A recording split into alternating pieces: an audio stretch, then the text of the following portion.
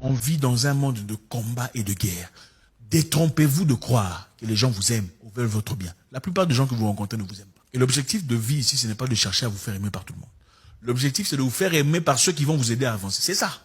L'objectif de vie, c'est de vous faire aimer par ceux qui vont vous aider à avancer, point barre. Les autres sont en guerre avec vous. C'est clair. Pourquoi tu vas passer ton temps à essayer de faire plaisir aux gens qui ne t'aiment pas, qui veulent te voir, qui sont déterminés à ne pas te comprendre? Pourquoi tu commences à t'expliquer auprès des gens qui sont déterminés à ne pas te comprendre? Explique-toi auprès d'une personne qui t'ouvrira une porte pour te faire avancer dans la vie. Explique-toi auprès d'une personne qui te présentera à quelqu'un qui te fera de l'argent. Explique-toi auprès d'une personne qui te facilitera un visa, un voyage, une acquisition. Pourquoi tu veux te faire aimer par des gens qui peut-être ne te rencontreront jamais pour de vrai dans la vie, qui n'ont aucun intérêt à te voir progresser et avancer? D'abord, il faut savoir que le fait d'avoir une opinion sur un sujet, une opinion opposée par plusieurs personnes, ne veut pas essentiellement dire que vous avez tort et qu'ils ont raison. Le fait que vous ayez une opinion sur quelque chose et qu'il y ait 10 personnes contre vous sur cette opinion ne veut pas nécessairement dire qu'ils ont raison et que vous avez tort. Ce n'est pas pour dire qu'il ne faut pas écouter les gens. Vivez votre vie, c'est très important. Vivez votre vie, ce n'est pas pour dire qu'il ne faut jamais écouter les gens. Vivez votre vie quand vous avez des projets d'avenir sûrs. Après avoir mûrement réfléchi, avancez et progressez. Vous savez, beaucoup de gens malheureusement aujourd'hui vivent pour être aimés, pour être appréciés. Ah, les gens ne m'aiment pas, il faut que je change. Ah, les gens ne m'apprécient pas, peut-être qu'il faut... Non, les gens quelquefois haïssent le bonheur. Vous savez, il y a des gens qui haïssent ce qui beau. Il y a des gens qui... En fait, si vous voyagez dans certains pays, si vous remarquez, quand ça ne va pas bien, là on dit, ah, tu as vu là-bas. Mais quand c'est beau, on commence à insulter. Les gens aiment les moqueries, des choses qui sont stupides. On aime des comédiens qui racontent des bêtises, des gens qui se font passer pour des guignols, là on adore. Mais quand tu es quelqu'un de droit, de tout droit, tu ne noies pas dans la corruption, pas dans les mensonges, tu n'es pas dans la négativité, on ne t'aime pas. Et c'est normal. Un philosophe intelligent en a parlé dans le passé. Si vous allez dans un milieu où vous êtes totalement différent de tout le monde, peu importe la situation, on va vous haïr. Même si vous êtes le bien, tout le monde est mauvais, on va vous détester. Quand vous devenez le genre d'homme qui accepte n'importe quoi, vous n'êtes plus un homme. Vous savez, quand on grandissait, on nous disait, on voyait des gens, des grands frères dans le quartier quand ils veulent se battre. Si tu es fort, passe cette ligne, je vais te montrer. Si la personne passe la ligne, tu ne fais rien, tu n'es pas un homme. Vous comprenez le sens? Donc si vous dites à une personne, si tu oses enfreindre cette ligne, je vais te montrer. Si la personne franchit la ligne, vous ne faites rien, vous n'êtes pas un homme. Ça c'est votre principe qu'on enfreint. N'acceptez jamais, quoi qu'il en soit, quelle qu'en soit sa position sociale, son autorité, sa disposition, à qui que ce soit d'enfreindre votre ligne de conscience. Un homme donnerait sa vie pour moi. Ma ligne de conscience, je donnerai ma vie pour ça.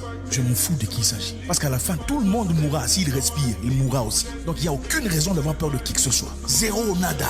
Les hommes sont hommes parce qu'ils choisissent de devenir des hommes. On n'est jamais victime de sa propre vie. Absolument pas. L'homme choisit sa position sur terre. Peu importe sa nature, sa grandeur, sa hauteur, son poids. Les principes ne peuvent pas être violés. Peu en importe les conditions. Vous mettez une ligne, on ne la franchit pas. Si on franchit, il y a des dégâts. Peu importe qui il s'agit. Un politicien, un économe, un magicien, un avocat. Peu importe la vie, les difficultés d'argent, apprenez à souffrir en silence. Ce n'est pas à n'importe qui qu'on demande de l'aide. Ce n'est pas auprès de n'importe qui qu'on dit, mon cher, en tout cas, à la maison, je n'ai pas payé. Les enfants, je ne sais pas comment je vais faire. On a des difficultés. Non, parce que ce sont les mêmes personnes qui prennent les mêmes histoires et vont raconter. En fait, malheureusement, on vit dans un environnement où il y a beaucoup trop de problèmes inutiles, mais qui naissent toujours. D'ailleurs, à partir du moment où vous commencez à monter, votre degré, votre nombre d'ennemis et des détracteurs et des méchants grandit aussi. Plus vous montez, plus les détracteurs, les jaloux, les méchants grandissent, s'agrandissent, s'enrichissent. On va partir chercher les histoires de vous d'il y a 20 ans pour venir contrer le monsieur d'aujourd'hui. C'est ça la vie. Ce n'est pas auprès de qui qu'on demande de l'aide. Il faut souffrir en silence. Des fois, il faut dormir,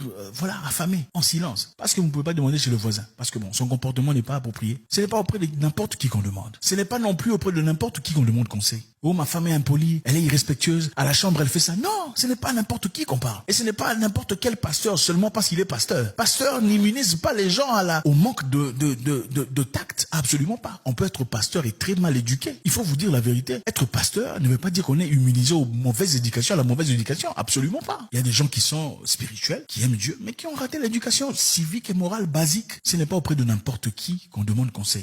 Tu n'as pas d'argent, tu vas chercher des dettes pour acheter des champagnes. Nous aussi on peut partir, tu vois.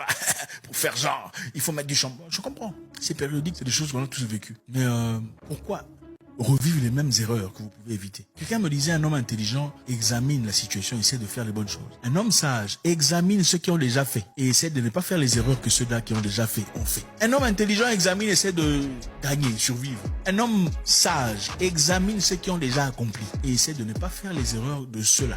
Vous savez. Voilà pourquoi je vous parle aujourd'hui. Prends le temps de développer quelque chose. Ça fait un moment que tu es assis. Tu sais ce qu'il faut faire pour ta vie. Tu sais qu'il faut commencer une formation de caméraman ou je sais pas, editing. Tu sais qu'il faut faire le programmation, HTTP. Tu sais qu'il faut faire tous ces Cisco, CCND. Tu sais qu'il faut faire ça. Il faut lire. Mais tu es là. Dans des vidéos là, insalubre dans les yeux, tout à ton âge, tu es là à chercher de l'argent pour imposer une vidéo de cas. Regarde, je vais vous dire un truc, tu ne seras jamais en intimité avec toutes les filles du monde. Tu ne seras jamais satisfait. Jamais. Toutes les filles de l'école, tu ne seras pas. En fait, quand tu commences ici, il y a une autre qui apparaît là-bas. Il y a une autre. Et finalement, tu ne fais que distribuer ce qui a l'aura que tu as. Regardez, tu es spécial.